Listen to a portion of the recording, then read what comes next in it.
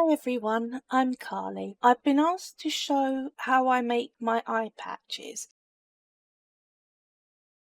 I've got a wandering eye. If you'll see on that eye, it's right the way over in the corner there. So generally you can buy two different types of eye patches offline. You can either buy the cup ones, which literally enclose over the eye. I found they got very damp because your eyes are not dry. So the heat from that, I ended up with eczema on my eyelids basically. Or ones that just go over the glasses lens, but where my eye is in the top corner, I could see all the light from above that. I'm going to show you how to make an eye patch, how you can do it with the bit at the top around the side. You can adjust that to either down below or like I've got it up above, or you can really make it the same size as the eye patch itself, so it's very customizable, and I'll show you how to do that. So anyone that wants to make their own ones or can't get hold of one, all you need is a couple of bits of cloth, some webbing and a needle and thread and an iron. Right, let's start out with how I measure up. The first thing I do to measure up is you can do one of three things. First off, I'm going to put a photo of that underneath. That's all my templates.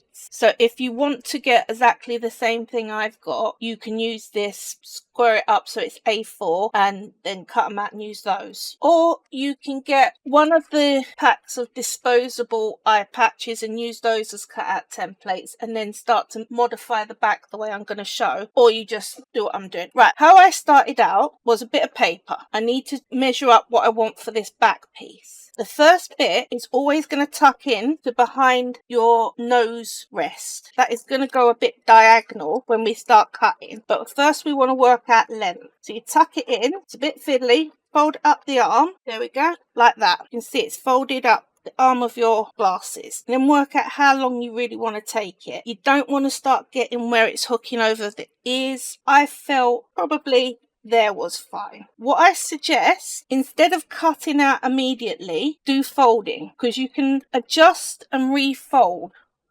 until you get it how you want it, but once you cut it, it's cut. So that fits in a lot better. First off, I'm going to take that into a diagonal. That's because it's going to need to sit against your nose like that.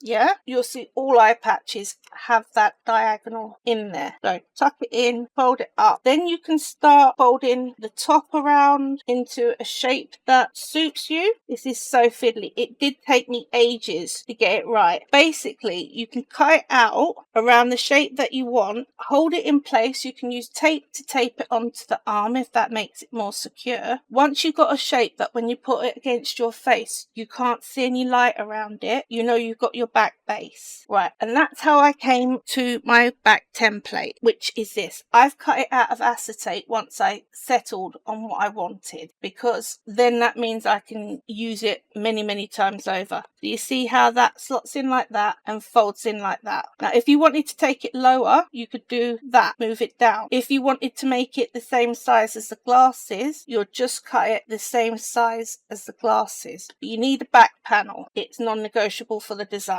Now, for that front panel, it'll probably be easier to show you in acetate. I literally put the glasses down on the paper, draw around it. As you can see, I've then added 1/2 centimetre around the whole thing. You need that because you need to be able to fit your glasses in through the little pocket you're going to sew. And that takes up a fair bit of room. If you think you're going to have bigger glasses in future, you can adjust this to even bigger, but you are going to risk it wobbling around in there, so you might have to straighten it up a little bit. So that's how you end up with your core 2 templates. Back panel, glasses. From there are a few bits you're going to need. So let's start on the front panel. You're going to need the next template. You cut out your front panel piece, you put it down, and you're going to need one that's 1/2 centimetre bigger than that. How I extend out 1/2 centimetre and get it to actually line up so well, you can either use calipers if you've got them and score it round. Far easier is you use a ruler. You draw out the centre shape and then you come and you measure 1/2 centimetre out and just put a little dot, and then you just join all the dots up. and it works out really well. If you're working on acetate like I am and you're using Sharpie, rubbing alcohol cleans off Sharpie, so any working outs can be cleaned off. I know these look messy around the edges, but I've made over 21 patches with these so far, so it does. That's why I went to acetate. So you've got one that's the end size, one that's slightly bigger, and then the last one for this is you're going to make this like donut one. And what this donut one looks like, it's your final size, 1/2 centimeter going inwards and then cut out. Same dotting method, okay? So that's 3 stencils. I'm about to come in and explain what you use them all for in a second. I'm just explaining what stencils you need and then I'll get in there. It's the same for the back. So your core shape, a 1/2 centimeter in and a 1/2 centimeter out. Can do a full centimeter on the bigger one. You couldn't on the little one because it gets all bunched up, but you can do so with this, but 1/2 centimeter will do it on this as well, depending on what cloth you've got. I have quite a lot of cloth. So what are these stencils for? You've already know what that one's for.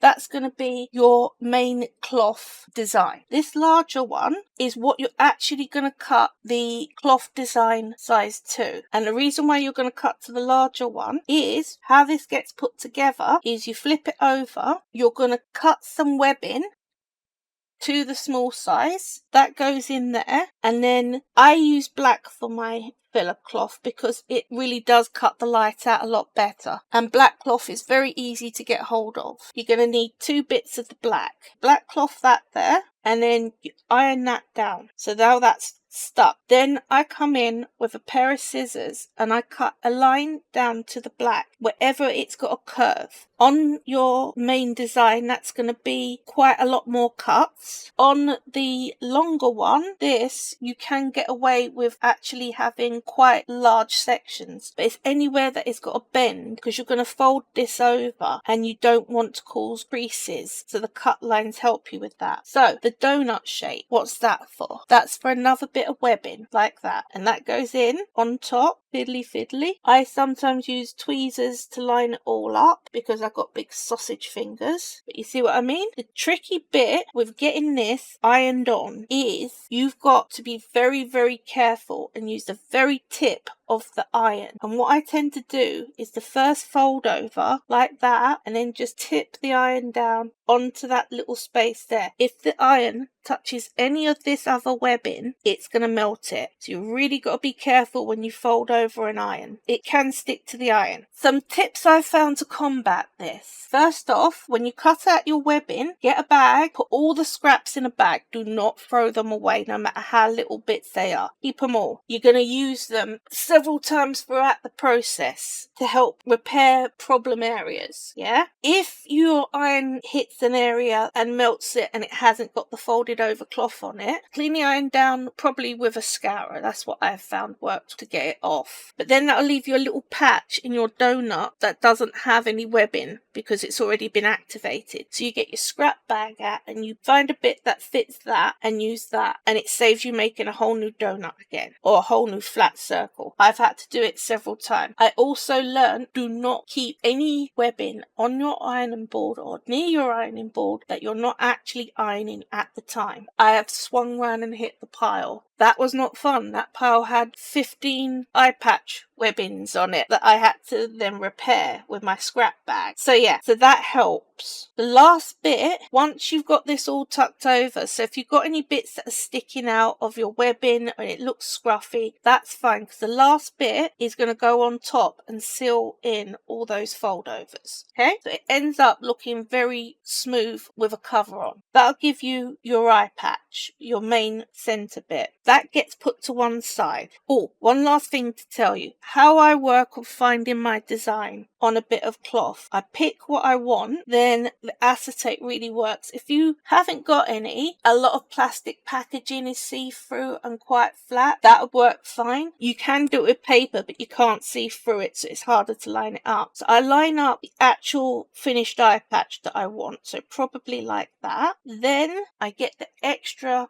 size, because remember we need it bigger so we can fold over. Line that up it pretty central. Then I draw around that outside line and cut it out, and you get a perfect design each time. So that helps with that. So that gives you your central eye patch. Now for the backing, it's very, very similar, but with one key difference. We have the main design. On this, I also found where I'm using satin, so one side shiny, it's very easy to get your stencil round the wrong way, especially if it's see-through. So what I used to do is make sure I have my glasses set up so I know which eye is which. So when I got my satin round the right way, I can go, right, that eye lines up like that.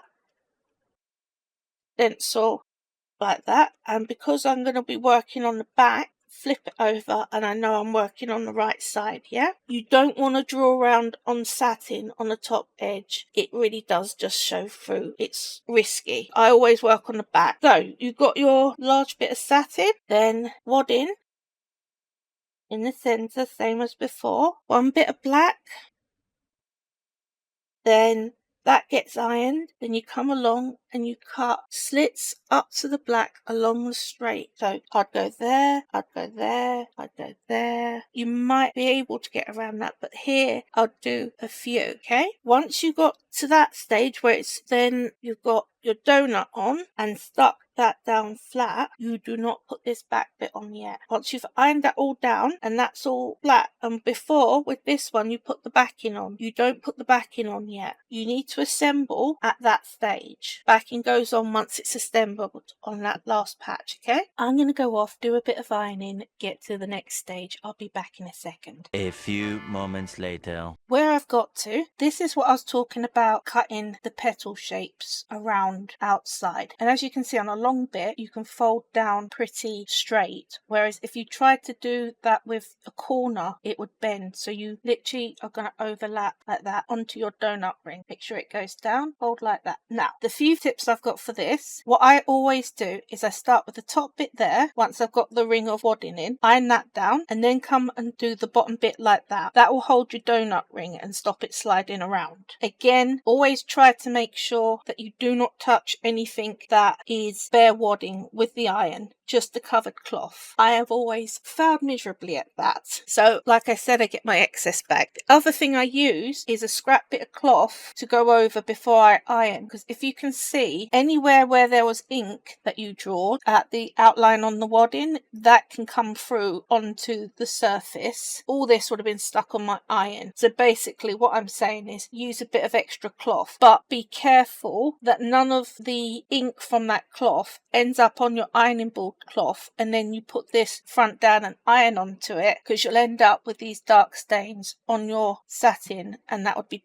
really bad. And again, this is what I did for the eye cover, so a lot smaller ones so they can all be folded over a lot easier. One of the problems you'll come up with, even if you don't end up needing to put extra webbing in because of iron accidents, is you'll find that some of the tuck overs will take up the space for the next bit. So you literally just get, this is my excess webbing bag. You can see it's all the offcuts from cutting out the shapes. Just get a bit, tear it off, match it up. It doesn't have to be perfectly accurate. You can have bits that stick over, because don't forget we're going to cover this whole lot up, and then iron that down so that should stick. Same as if you end up with any little sticky uppy bits like those, I will be getting little bits and sticking them in. Doesn't really matter for very tiny bits like that, but you don't want big chunks that are going to be hard to stick your backing onto. Okay, so that will need to be a stage. The last thing I'll say before getting started on sewing, that's what the back of it all ironed down without the backing on. That's it with its backing on for the eye cover. Like I said, you can put the backing on for the eye cover, but you don't put the satin back. If you can see, now that they're all stuck down, there's some sticky outy bits that look a bit scruffy. I always come along with my scissors, trim them off and put a dab of glue on those bits to stop them fraying. But already you can see it just looks so much more tidier. That's just where the cut is from the cloth. But if you don't put a bit of glue on, give it a while, it'll fray. The glue I tend to use, I will come back round to this. It's Gem Tack by Beacon. That's what I use to stick all the gems like I did there. And it holds quite big stuff like these large pearls. Of course, wrinkles, no problem. So that's the stage you're going to do with that, and you're going to do it with your actual eye patch. The other alternative you can do is get a bit of ribbon and literally fold it over the top edge and go around and sew it on as a border. I don't like the look of that, but you totally can. Now, how to line up the sewing. As you can see on this, it's straight across the bottom edge. So we're lining up with that. Now, what you would think, what's intuitive, is to do that. Match it with the little diagonal eye line. Well, the problem with that is when you put it on your glasses, so like this, can you see that you've got a glasses frame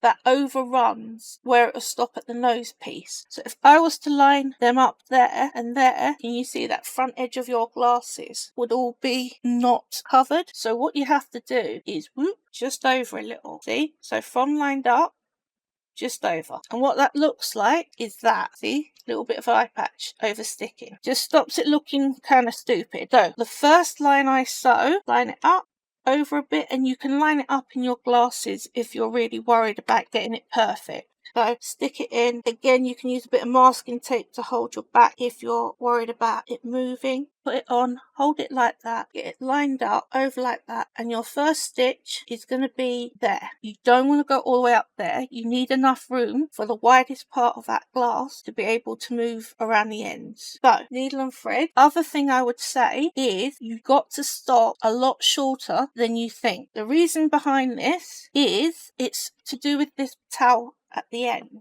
If you're doing a solid just the size of your glasses for the back, and you don't have to worry so much about this, but if you're wrapping it going round the arm like that, if I was to sew this all the way up to the end like that, when I try to make that turn, can you see how it makes a sort of C shape? If I was to sew to there, you end up with like a cup. If you sew to this point, then it's got a lot more room to make that bend, and it does it flat, so it lays a lot tidier. So you're going to sew those front bit, that front bit, stop halfway along, okay, there and there.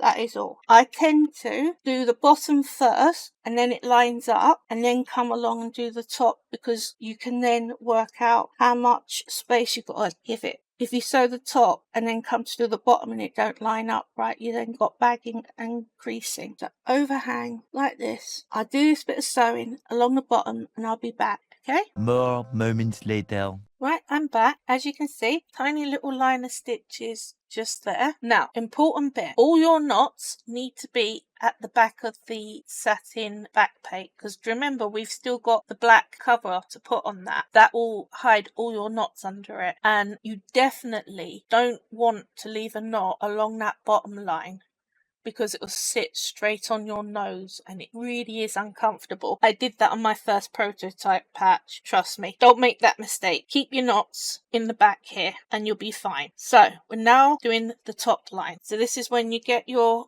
glasses, situate them correctly. At some point we're going to need to put a stitch in the end. Actually, let's do that last, and then we make sure it's in the right place. If you're having trouble with your satin wiggling all over the place and not lining up correctly, either tape it or use a clip to help you hold it in place, but that's what you're looking for, in the center, lined up correctly. And then you can start doing your top sewing. Right, I'll be back in a second once I've done the same thing, a little line at the top, same spacing as the last, so just there, okay? A few minutes later. Right, I'm back. I've got the top sewn on and I've done that bit of trimming up I said I was going to do. The next thing to do is we need a little loop put up here to hold it so that it lays right. I like to use extra strong cotton or leather working cotton, just because you're going to do a lot of tugging around of that, putting it on and off. So you get it so that it's laying how you want along the arm. And once you're happy with it, you get your leather working cotton. I've got one in a very similar shade to this, and just simply put a stitch in. Again, not at the back and through. Now you need it to fit the widest part of your glass arm, so don't make it very small if you've got a narrow. The widest part of your glass arm needs to be able to fit through that hole. Straight through, like so, and then knock that off. And now we're at this stage. If you can see on the back, we've got the knots from the sewing down there and the knots from the glasses. So what I'm now going to do is get a bit of webbing that we cut out already that was that size, and a bit of black and just iron that on top of all this to seal in all the knots and all this messiness. So you end up with a solid back like that is tidy. Later. It's got a back on it now, and I went round and I trimmed it up to make sure that there's no black being able to be seen from the front. So I've got to go around with the glue and do the little dots along the edge, tiny little dot like this. Spread it in, tap it down with your finger, and that will hold fine. You do that on everywhere that you've done a trim. Tiny little dot like that, all the way around, okay? Once they're all done, you get to my favourite bit, which is gem decorating. Now, I've got a gem pen. They are really, really cheap offline, but you can use tweezers or your fingers or whatever you want. I plan to try and decorate the towel and the mane in crystals. So I'll just show you with some of the red. If you happen to get a little gem sorting tray with your gem pen, even better, because what you can do with that is pour a bit out. Now, what you're looking for is flat back glass gems or anything